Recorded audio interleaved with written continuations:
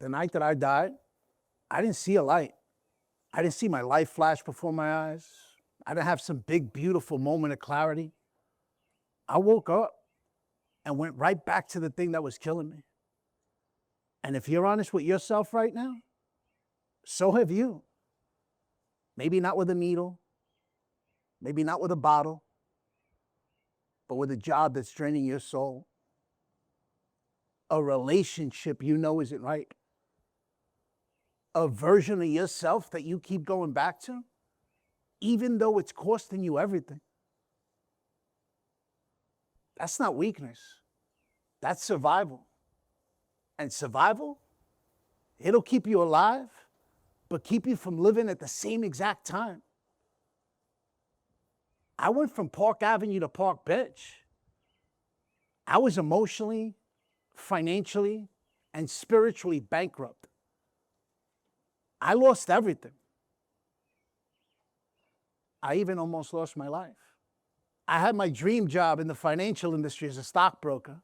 In the early 2000s, I'm 25 years old, making 7 figures a year.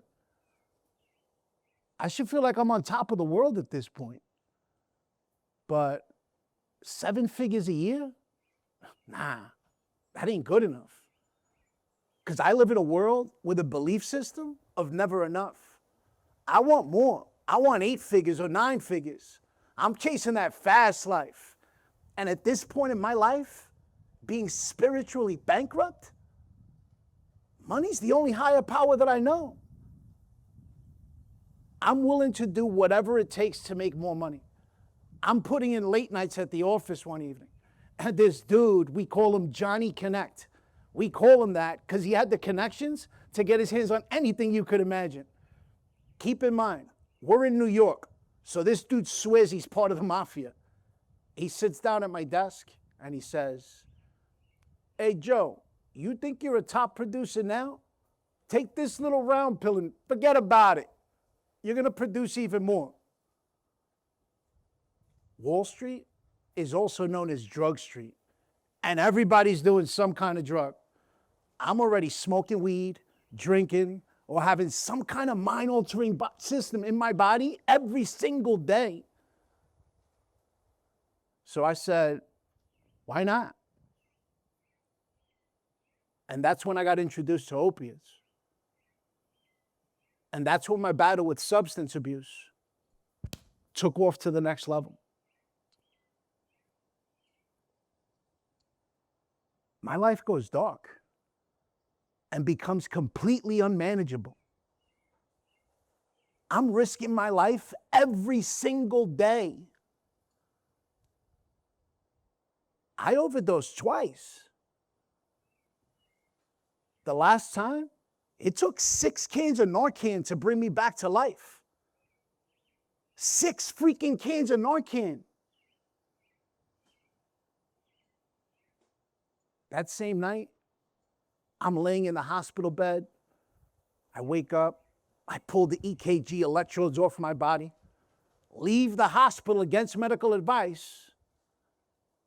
And then when I get outside, it's the middle of winter. I'm in a hospital gown and I'm shivering, looking like a crackhead like Pookie from New Jack City because of all the opiates that were being taken out of my system. And the first thing that I do, I go call the dealer again to go get high. A week or two later, my sister invited me for an event. At that event, I don't remember exactly what it was, but something cracked open. I looked at my sister. She looked at me. And we both started crying. She knew exactly what I was going to say. And then the words came out. The words my family was waiting to hear for over a decade. I said, I don't want to do this anymore, sis. I'm a shell of my true self. I'm tired of writing my obituary. I want to begin creating my legacy.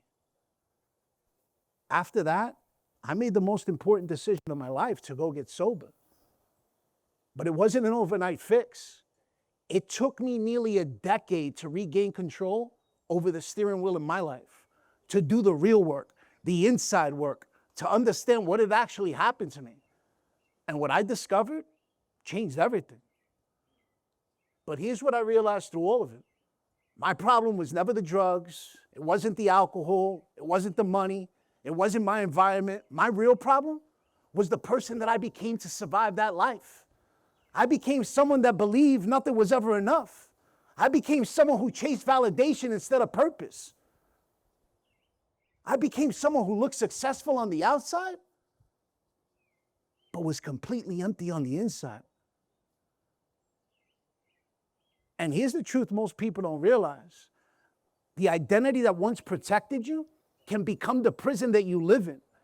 Because once you see that you've been operating from a version of yourself built for survival, you start to realize that a lot of what you think is who you are isn't actually who you are.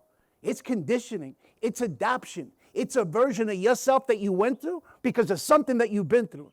And at some point in your life, you had to become stronger, tougher, more driven, more guarded, more focused on getting through than anything else. But what once served you was never meant to define you forever. So now there's a gap between where you are and how you show up. And you feel that gap. You feel it when you should be present, but you're not. You feel it when you achieve something, but it doesn't hit you the way you thought it would. You feel it when everything looks right, but something still feels off. That's not failure. That's misalignment. And most people, they don't question it. They double down. They stay busy because that survival identity was meant to do exactly that.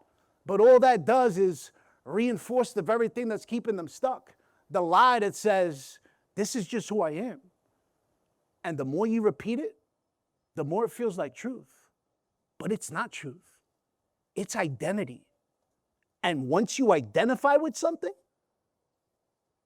you protect it, even if it's hurting you, even if it's keeping you stuck, because now it's not just about what you do, it's who you believe you are.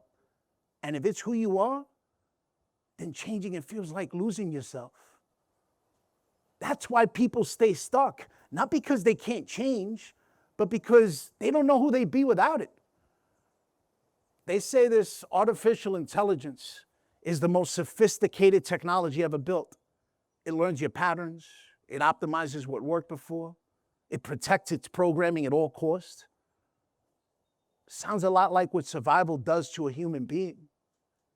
The difference? AI can't choose to reforge itself. You can. And most people would rather stay in a familiar prison than step into an unfamiliar freedom. 250 years ago, a group of people decided that surviving under somebody else's rules wasn't the same as living. They didn't want to just make it. They wanted to build something special. And this year, as we celebrate 250 years of this amazing country being free, that truth is more relevant than ever before. Survival was never meant to be the destination. And this is the moment where everything shifts. Because once you see it, you can't unsee it. You catch it in your reactions, in your patterns that you keep repeating. And now you're faced with a choice. Do I keep operating from the version of me that got me here? Or do I start operating from the version of me that was meant to take me exactly where I want to go? Because those two aren't the same person. One is driven by fear, the other is driven by alignment. One is asking, what do I need to do to stay in control? And the other starts asking, what actually matters to me? And that shift changes everything. I believe the most dangerous prison a person can live in is the one they build themselves, brick by brick, just to survive. Survival was never meant to be the destination. You can't think your way out of an identity. You got to confront it. You got to stand in front of the mirror, not the one on the wall, the one inside yourself. And when you see it clearly, you got to be willing to grieve it, because Letting go of a survival identity isn't just about stopping a behavior. It's about grieving the version of yourself, the version that got you here, the version that fought for you when nobody else did. You honor it. You acknowledge it. And then you let it go. Because you're not losing yourself. You're evolving beyond the version of yourself that you no longer need. And on the other side of that grief, that's where you get to decide who you actually become. Not who survival made you, not who fear built, not who the world needed you to be, but who you were always meant to be. That's not motivation. That's a rebuilt identity. And when your identity shifts, everything else has no choice but to follow. Your relationship shift, your standard shift, your decision shift, because you're no longer operating from survival. You're operating from purpose. And that changes the game completely. So if you're sitting here today, feeling stuck, feeling off, feeling like something's missing despite everything you built, it's not because you're broken. It's not because you don't work hard enough. It's not because you're not disciplined enough, smart enough, or worthy enough. It's because you've outgrown the version of yourself that you had to become to survive. I went from Park Avenue to Park Bench, not because life broke me, but because I lost myself trying to become someone that I was never meant to be. You don't need 2 overdoses to wake up. You don't need 6 cans of Narcan to get the message.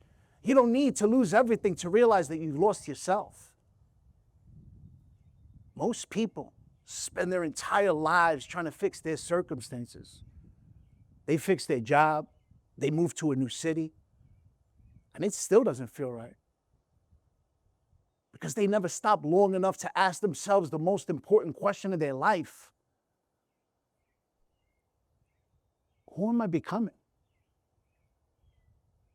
Because if who you're becoming doesn't align with who you truly are, no amount of success will ever feel like enough. I know because I lived it. 6 cans of Narcan brought me back to life, but it was the decision to rebuild who I was from the inside out that gave me the reason to stay alive. You're not your patterns. You're not your past. You're not the version of yourself that you had to build just to stay alive. You're the one that gets to decide who comes next. 2 overdoses, 6 cans of Narcan, staring death in the face twice, and still walking back out to call the dealer. Death couldn't stop me. You know what finally did? The silence. When I finally stopped running, stopped performing, stopped drowning out the noise, something cut through. Not a doctor, not a program, something I can't fully explain. And it said, you were created for more. That wasn't meant just for me. That was meant for every single person in this room. I believe that there's a force greater than your pain, greater than your past, greater than the survival identity that you built.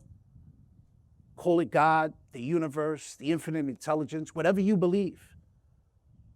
But that force was always by your side. Even when you took that job that was destroying your soul. Even when you went back to that relationship that was killing you. Even when you took that drink you swore you wouldn't take. Even when you overdosed and took 6 cans of Narcan to bring you back to life.